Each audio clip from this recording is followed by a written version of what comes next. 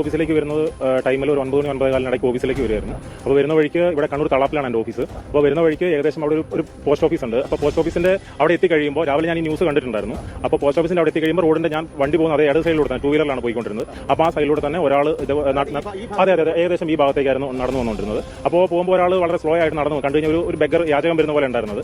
അപ്പോൾ കണ്ട് സംശയം തോന്നി ഞാൻ, കാരണം അയാൾ എത്തുമ്പോഴേക്കും കുറച്ചൊരു സ്ലോ ആയിട്ട് നടന്നു. ജസ്റ്റ് ഒന്ന് ഫേസ് ടു ഫേസ് നോക്കി വീണ്ടും ആൾ നടന്നുപോയി. അപ്പോൾ നടന്നുപോയ ഉടനെ തന്നെ ഞാൻ തൊട്ടടുത്തുണ്ടായിരുന്ന ഒരാളോട് ചോദിച്ചു, ഇത് ഇയാളാണോ എന്ന് സംശയമുണ്ട്, നമുക്ക് നോക്കിയാലോ എന്ന് പറഞ്ഞു. ഉടനെ അയാൾ എൻ്റെ സ്കൂട്ടർ, ഒരു ഓട്ടോ ഡ്രൈവറാണ്, അദ്ദേഹം എൻ്റെ സ്കൂട്ടറിന്റെ ബാക്കിൽ കയറി. ഞങ്ങൾ ഉടനെ ഒരു 10-20 മീറ്റർ ബാക്കിൽ ഇയാളെ പുറകെ തിരിച്ച് ഇയാളെ ഫോളോ ചെയ്തതിന് ശേഷം വണ്ടി നിർത്തി ഞങ്ങൾ ഇവനെ വിളിക്കുമ്പോഴേക്കും ഇവൻ നടത്തുന്ന സ്പീഡ് കൂട്ടി.